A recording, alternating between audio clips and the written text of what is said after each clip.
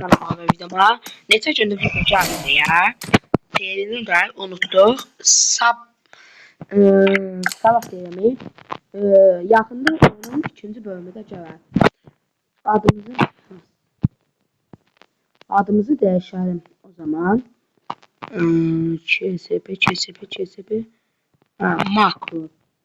Bax, GFX mi? Şimdi adımız renk alalım. Cehennem ol lan o.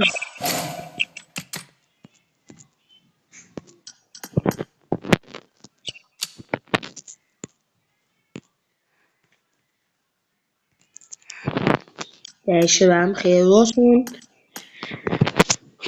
Xeyirli olsun qaqalar, yeni videomuz. Videodan ilk öncə kanala abunə ol, videoya da like atırsanız çox sevinərəm. Tamam. Nasıl? Hatırlamıyorum. Koydum. Koydum qaqalar. Videodan çıxmazdan öncə kanala abunə ol, videoya da like atarsanız məni çox mutlu edərsiniz. Öpürəm, özünüzə sağ olun, salamat qalın, özünüzə də yaxşı baxın.